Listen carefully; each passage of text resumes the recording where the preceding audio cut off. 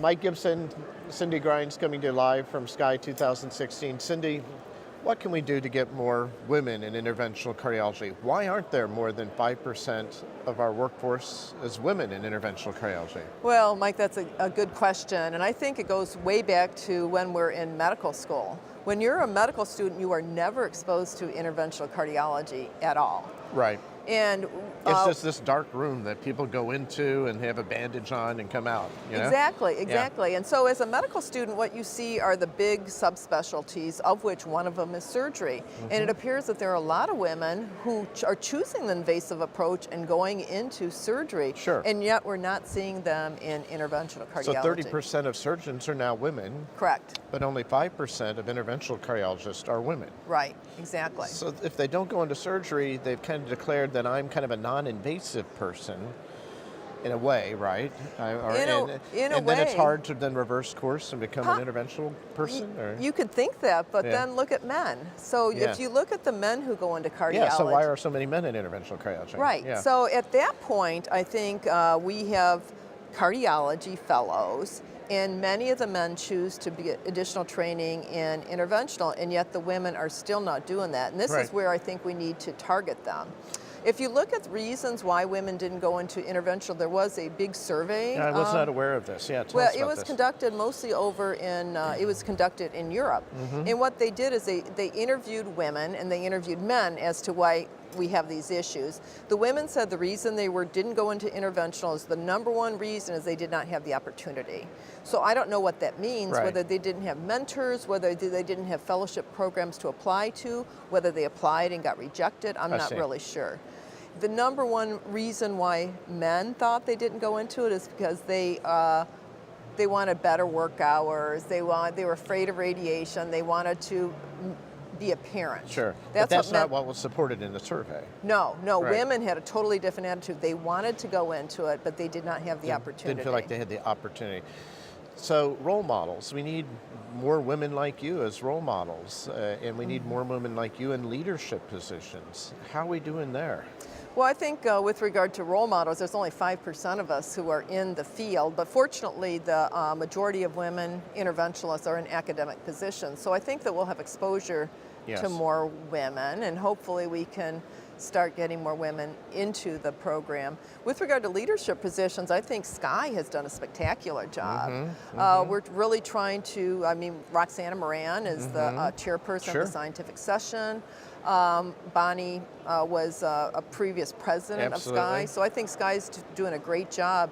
And then we've developed this, the SCAI-WIN, which is Women in Innovations, the committee. Tell us, the audience, a little bit about that. Some of them may not know about WIN. Well, WIN has been present for a few years now, and what we try to do is we have 3 things that we're trying to... I remember being the only guy at the first meeting in the room with WIN covering it. So what a great guy to cover that. But what we're doing is we're trying to foster research by women or about women. We're trying to do education primarily about women's cardiovascular issues, which are vastly different than men, despite what men think. Right. And then we're doing professional development. And the professional development is what we're trying to do to foster more women coming into it. And so we're trying to make women more prominent. So we're putting on symposia where we have a lot of female speakers so other females in the audience can see, yeah, they can do it. We're trying to talk about issues such as, work-life balance and, work-related conflict and how do you handle, pregnancies and radiation and children, because a lot of women think that you can't have a family and be an interventionalist. And you're a lesson that you can. You have 2 kids, and you're a leader in interventional cardiology. You can do all that. You can. I can have to say that you end up feeling like you don't do a good job at anything. But we all feel that way a little bit. Oh, do you? Well, a lot of us, I think all of us probably do, in terms of, it's not something that's unique to women. I think the work balance thing is prevalent across all physicians, don't you think? Oh, right, absolutely. Yeah. But some men, their whole life is their job. Sure. Whereas I think, I have to say, from my standpoint and several women I know, it's more diversified. Your career is extremely important, but we don't want to be a bad mother. We want to be there for our family. And so we end up putting a lot of time in, and there's no personal time left. But I think you go through phases, truly. Yeah, I mean, true. I went through phases where I had no personal life, and now I've got friends. I You're do rediscovering things friends, socially. yeah. Yeah, I mean, Wow, yeah. imagine that. Yeah, imagine that. Going on trips. Going on trips, Yeah, going to see Petra. Exactly, yeah, and the Dead Sea and all The those Dead things. Sea, floating in the Dead Sea. Yeah. It's been wonderful. Yeah. Well, good. I'm glad you're rediscovering life now that you're through those years. Through those years. My kids are 25 and 28 now, Right. so it's, you get a new lease on life. Exactly, exactly. So there is light at the end of the tunnel. You can be a successful woman in interventional cardiology, and you've been a great role model. Right. I have to say also what I did maybe differently is I took my kids on a lot of trips. Yes. They travel with me all the time. Yes. And you know, the interesting thing is a lot of my male mentors, they help me babysit. Yes. So I would be speaking at the podium and Right. they would be holding my kids in their laps. Right. How cute. Yeah, That's great. Very nice. I always, we saw each other when we were traveling recently, but we all both had our kids with us. And I do think that's one of the advantages of academic medicine is the travel. And I do find that it's really very good to integrate your family in it. It's Right. something that they always remember all those trips, and it makes the trips much more fun and memorable as well.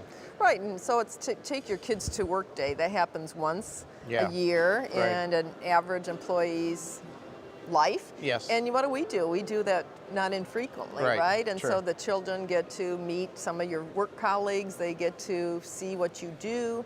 They get to understand, well, when mom's not here, it's because she's doing Right. something important. Right. Right. That's good. Cindy, thanks for joining us today. Oh. Thanks for leading the efforts in getting more young, vibrant women into interventional cardiology. And thanks to all of you for joining us here from SCAI 2016.